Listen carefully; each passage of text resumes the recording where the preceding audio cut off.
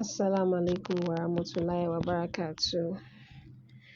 How are you doing today? How is the weekend on your side? How is the weather?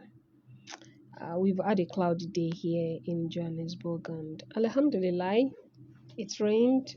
Not much of a downpour, but then better than nothing. The grasses are dry, and we could use some grass. Yeah, because we keep rabbits, and the rabbits love to eat the grass. So, at least for their sake, if not for us, Alhamdulillah.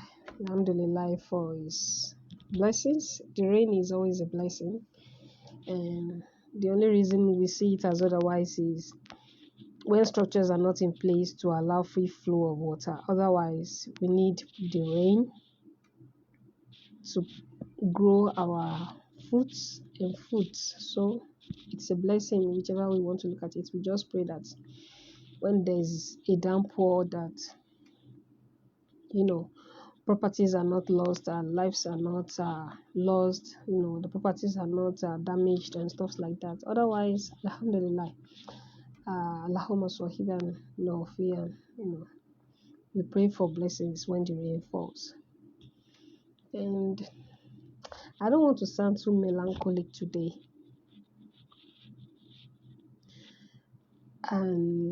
but then I have to talk about something serious, like back home. I know there's been a campaign on NSAS, and even if you are not affected directly, you must know somebody who knows someone who has been affected. And as Muslims, we can't be passive. I know I've mentioned this before. We can't be passive when issues are being discussed in our society, in our communities. Wa alaikum salam to Allah barakatuh. My darling sister, Sikra Taslim, mashallah. Jazakillah khaira. Nice to have you, as always. So alhamdulillah that that the people's voices was so loud that the government couldn't ignore. We can't pretend to be living in an era where we assume that Sharia will take its course. We are not living in a Sharia compliant society, so we need to be a part of whatever fight there is against injustice. And so for me personally, I believe that was a good fight. That was a good run.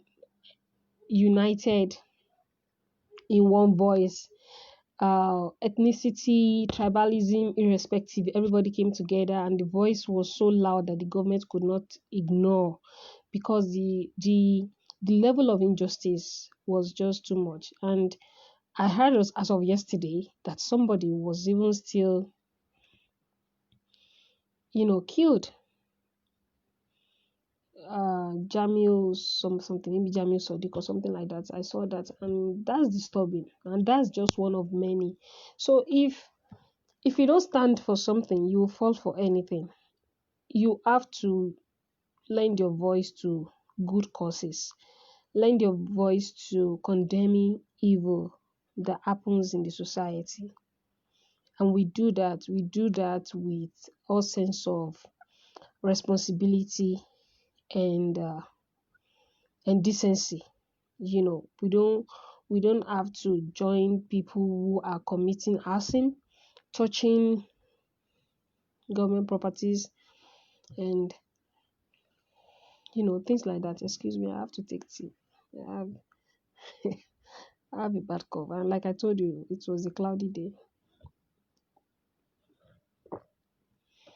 So, like I'm saying, the fact that this is not a religious fight doesn't mean we keep quiet.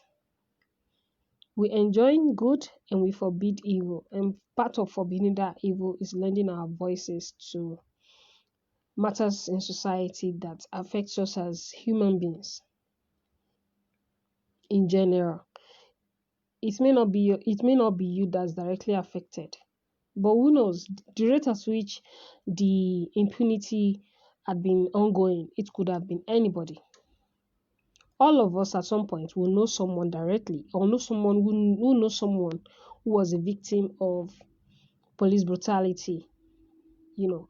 So, and it's unfortunate because the law enforcement agents are supposed to protect lives and properties. So, to be a victim in the hands of the people with the power and the authority to protect you, and be assaulted in that manner, isn't something anybody, should ignore. If we have a voice, if you have a voice, let us use it. Wa alaikum salam wa barakatuh. My darling sister, my senior, Sawa alaikum tilai. Yeah, thank you for joining me. So, if we have a voice, we must use it to condemn whatever ills are happening in the society. Everything shouldn't be bordered on religion. This NSAS protest was a good fight, and it just goes to show when we come together how much we can achieve. That was a success that was well worth it. And alhamdulillah. So these are part of the issues we're talking about, because a restless and chaotic society cannot favor anybody. It doesn't matter whether you're a Muslim or a Christian or a non-believer. A society that is forever having crises one after the other, it's not going to be conducive for anybody to conduct a business. So you can't say that just because it's not about religion, they're not attacking Muslims or somebody, your family, or they're not attacking masjids, then you won't lend your voice. We must lend our voice in the society to condemn whatever evil is happening in your own little corner, in your own little space. The internet is a platform that almost everybody has access to now. So there is no excuse, even if it's just uh, adding your own comments, your own viewpoints to issues when they are raised. That's something. And as it is now, during this pandemic, there's been so many courses, so many pages that have come up to start programs. Some of them do it maybe weekly, some do it daily. So we have to be a part of something. You must be a part of something. So this also goes to remind us of our own duties as Muslims, that Allah enjoins us to preach good, to enjoin good, to encourage good, and forbid evil. So you don't even have an excuse in that respect. Everything is not about religion or no religion. Allah didn't say that if the matter is not Islamic, that you shouldn't lend your voice. Evil is evil anywhere in the world. It doesn't matter whether you're Hausa, Yoruba, Ibibio, Urobo, whoever, whichever tribe you belong to. If you see evil that is happening, anything wrong, anything that shouldn't be happening, human rights being abused, people's privileges taken from them, people's rights being violated, we must lend our voice to speak against injustice in our society, in our environment. I know I've said this before, and I couldn't be more emphatic. I was just happy when the news broke today to say that eventually, SARS had ended. I was even surprised. I had the vice president. I didn't confirm this. I was going to check it out. I heard from a reliable source that the vice president's daughter and the president's daughter spoke against it. And that's what we're talking about.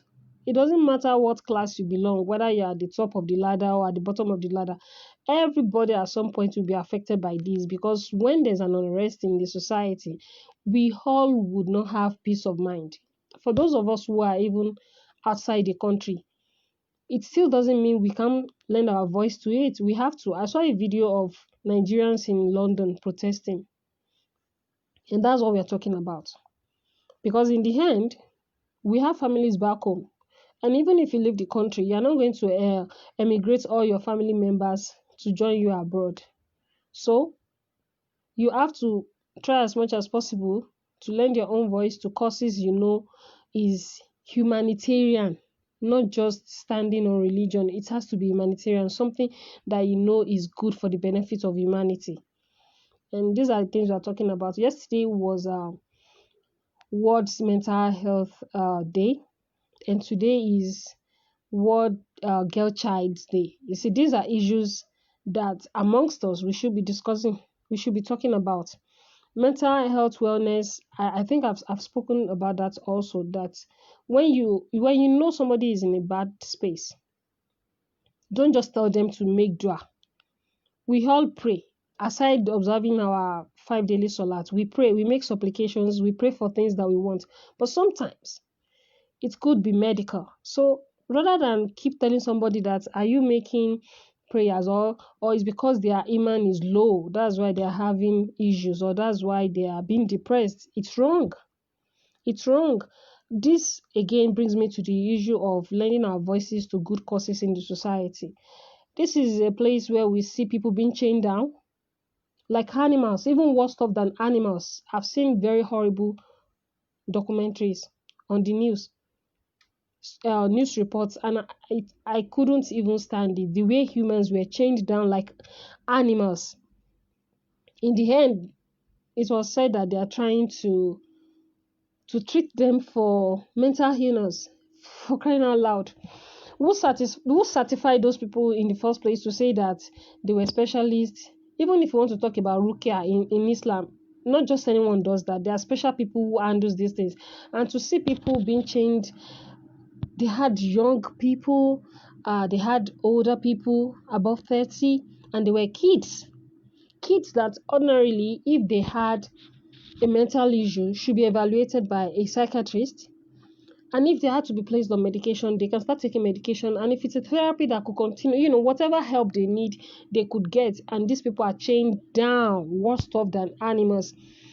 We cannot turn a blind eye to this kind of issues. Like I said, this particular one I'm talking about happened in Ibadan, and the supposed man is supposed to an alpha or something, like the place was supposed to be a madrasa. You see what we're talking about? So if you don't want to lend your voice to it, imagine now that because you're a Muslim, somebody claims to represent your religion, your faith, your understanding, your belief system, and is doing such horrible thing. How would you feel as a Muslim? So we can't shy away from these issues. These are societal issues that affect us all, home or abroad, Christian, Muslim, whoever. It affects everybody. So we must speak up. We must keep talking. We cannot be mute and pretend like it's not affecting us. There are things that goes beyond job or unemployment. Sometimes we are always bringing on our problems to think that people don't have employment, there's poverty. There are serious issues in the society that we can lend our voices to. It's not just that when you don't have a job, then you drop your shoulders and then you are less concerned about what happens to everybody else. No. Yoruba people will say, "Ìrọ̀rùn igi ni ìrọ̀rùn ẹyẹ." At the end of the day, when these things happen, you are going to be affected. So we should support causes that are humanitarian in nature and stop acting or pretending like it doesn't affect us. Islam is a religion that preaches peaceful cohabitation with other people. So when we live with other people, we have to try also to look after their well-being. Your next door neighbor may not be a Muslim. Are you going to say if they are robbed or if somebody was killed in the family, you won't pay them a condolence visit? Yeah, so these are things that we are talking about. And regarding the girl child, people tend to be attacking women for talking about issues that are bothering us. And we can't help it. We have to talk about these issues because they're happening, and that's the reality. I'm not going to dismiss the fact that the boy child could also be assaulted, molested, but the reality, statistically, the reality is that women, the girl child, females generally, they are usually the victims of oppression and assault in the society because they are seen as the weaker sex and they are easily preyed on. And also statistically, if you look through World Health Organization reports, you find that the number of boys or male child that goes to school is higher than that of the female child. And I'll give you a very a practical example. When a young teenager impregnates another teenager, the boy can still go to school. It's not the same with the girl. In so many ways, she's already been uh, disrupted. Her studies has been disrupted. And if you want to come to the psychological, the emotional, the physical effect of that, she is the one who is going to bear the brunt. So you see the disparity. These are the disparities we're talking about. This is the imbalance. So we don't need to shy away from the fact that a girl child is vulnerable. So everybody must play their part. If you are a man, you came out from a mother. If you are just a brother, you know someone, whether you have a sister or you have a cousin who is female, or you have nieces, or you have aunts, you have grandparents, or your own flesh and blood, your sisters, or even your daughters. So these are issues that we cannot shy away from. We can't just be thinking once you go to the masjid and you observe your salat, anything else is out of your concern. No, no. Any issue we see in the society that affects us as human beings, then we must lend our voices. If you are a guy who is hanging out with other boys and you see them harassing a girl, you don't join them. You condemn that act and tell them it is wrong. If they're not going to be realistic about it, you can tell them, can you imagine if that person was your own sister?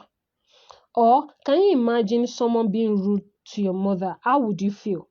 Because sometimes if we are not so objective about these issues, we won't feel the reality. We won't see the extent of damages that is happening in the society, because we have decided to either pay a lip service or ignore what is happening completely. So my own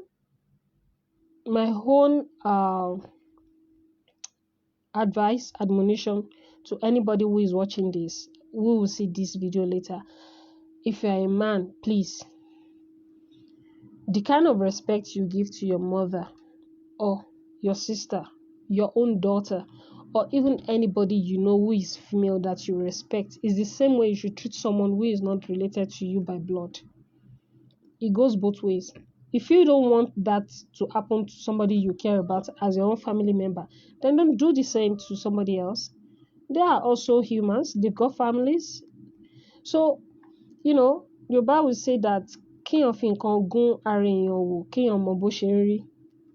That you have to pinch yourself sometimes to know how the other person feels. We can't shy away from these societal issues, because in the end all of us are affected. We have young children who are being molested by their tutors.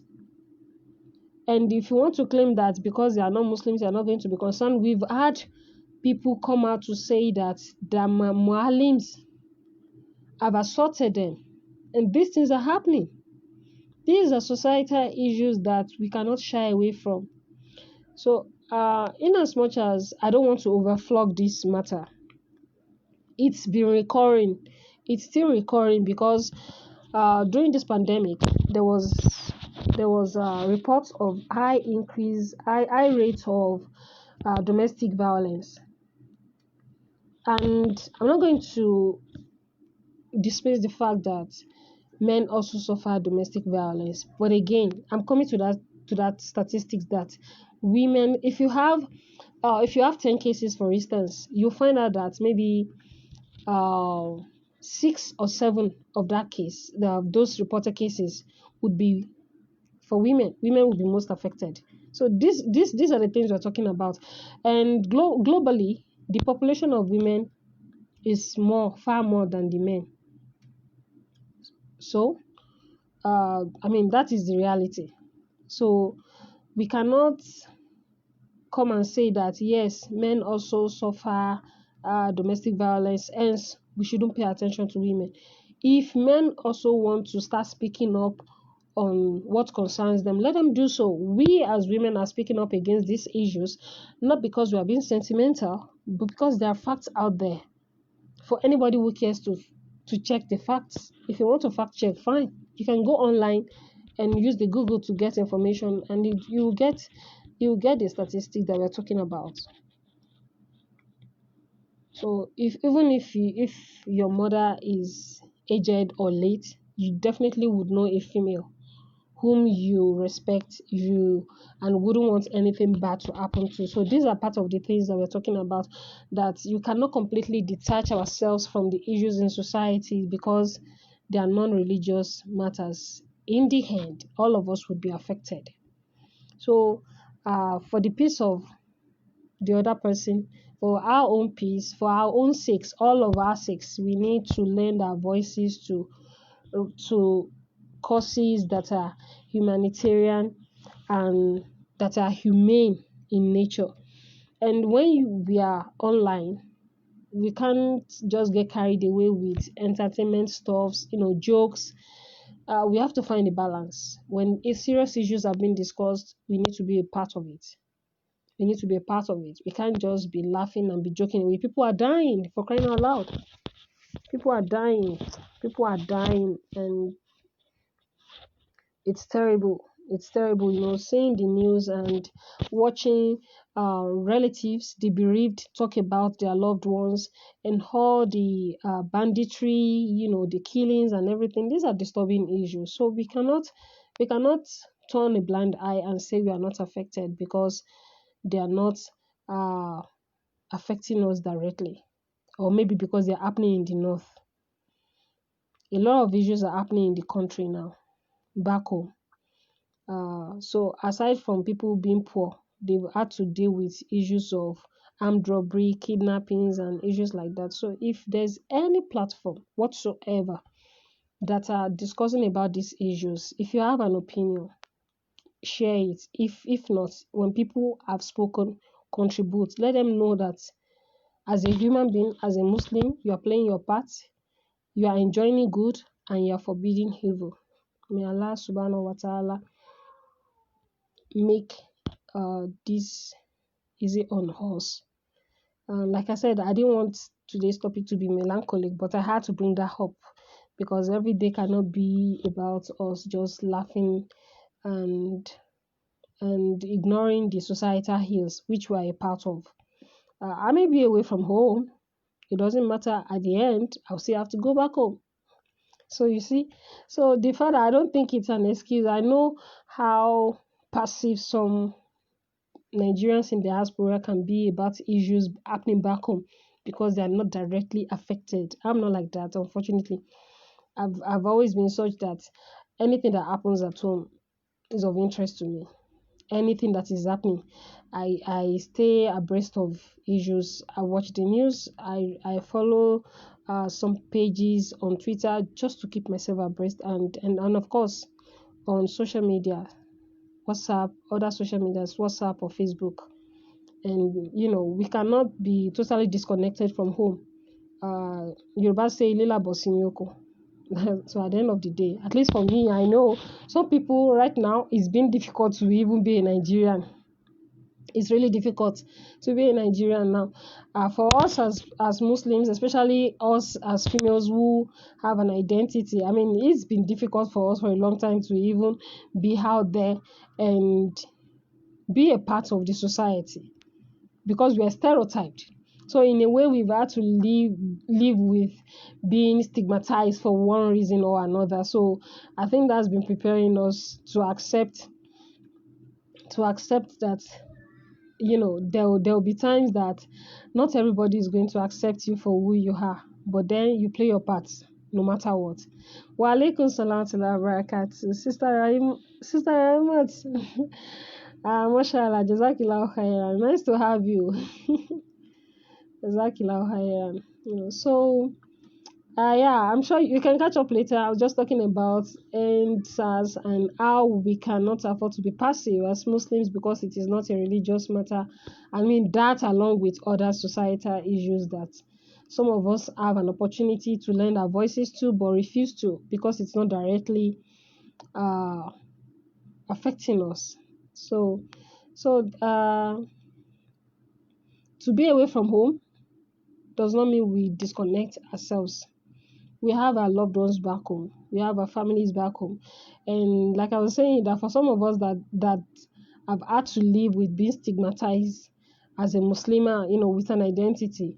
We know what it is like. But still, Nigeria is home. Home is where their heart is. So for me, I've always felt that way, no matter what. I don't know. Even this abroad that we are talking about, look at the present situation of uh, America, for instance. A lot of people there now, they are not having the peace of mind that they thought they would have just being away from Nigeria.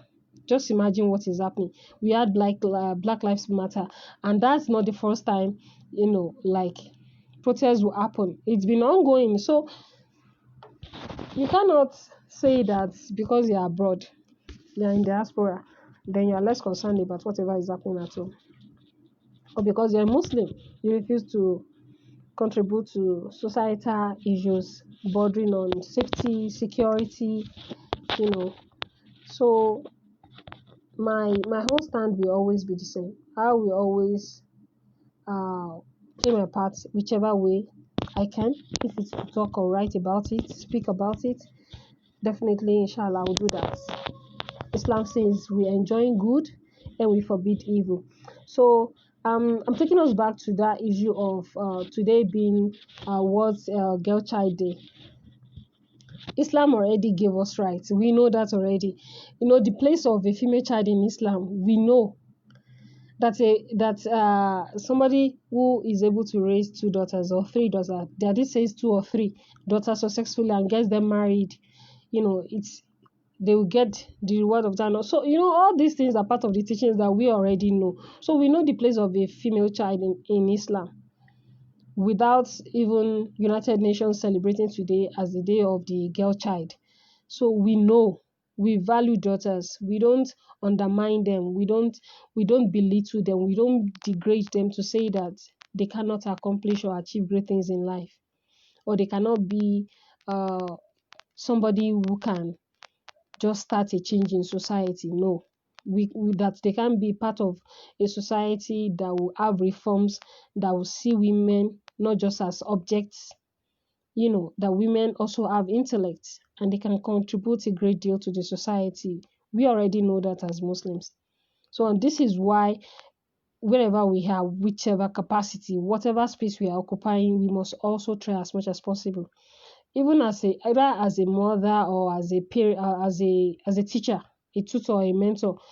If you notice that a boy is bullying a girl child and they're in the same class, you as a tutor have a right to correct him, because the boy, for instance, may feel like he's stronger and he may decide to bully that girl, the classmate, and they could be age mates. So you have a responsibility, you have a duty to correct that child. And as a parent, you don't raise your son to feel like he's superior to your daughter. I mean, you wouldn't be doing any justice there, because Islam didn't tell you to do that to begin with. If you start to do that, I mean, what kind of Islam would you be practicing? If you are telling the boy that he's superior and he should act that way. So within our own circle, before we even go out there, we need to be mindful of the things we do also, and the utterances, the things we say. Like if a girl says that I or why doesn't he also do the dishes, and then I say, go into the kitchen, my friend, because you're a girl. No, that would be so wrong. That would be so wrong. You can't tell the boy no, because before you realize it, that boy is going to grow up feeling entitled and feeling like the kitchen is forbidden for men. We didn't read in the hadith or any account of that Rasulullah Sallallahu Alaihi Wasallam did that with his wives. On the contrary, what we read was that Rasulullah Sallallahu Alaihi Wasallam used to help and assist Aisha radiallahu anha. So most of these things also bottles down to knowledge. There are so many things that we have no knowledge of, and we just make presumptions or hearsay, and we repeat the rhetorics of what we have not read and confirmed for a fact. Sometimes culture mixes with religion, and then in between we lose the facts. That's another thing. There must be a balance. We are not saying that women should turn their husband to puppies or to their slaves and ask them to be running around. But if a man feels like, okay, I would like to assist my wife It may not necessarily be about cooking or doing dishes. It could be something else entirely. Maybe with the kids, we don't just dump everything on the woman. It can be quite overwhelming. Yes, the women take care of the home, but don't raise your boy child to feel superior over his sister or any other female for that matter.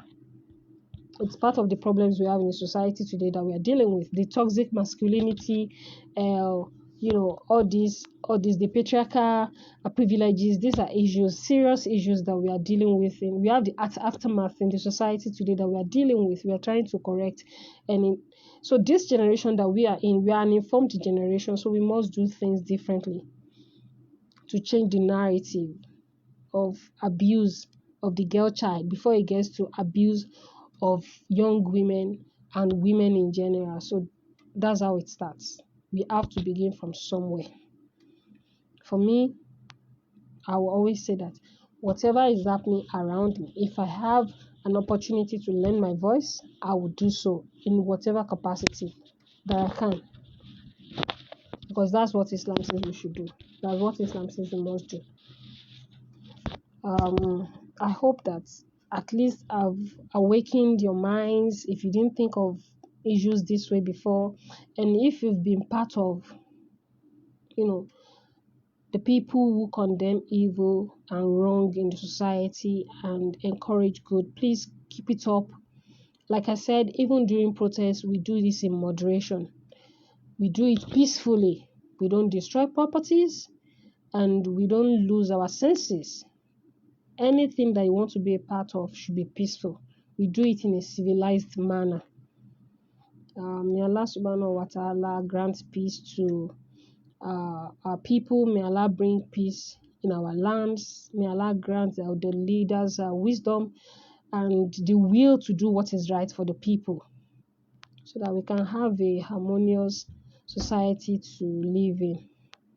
So I leave you today with that thought. Women are great. Girls are beautiful, they are adorable, they are brilliant. They should not be objectified. They should be loved, cared for, and adored and protected. So inshallah, I'll see you again next week, fully with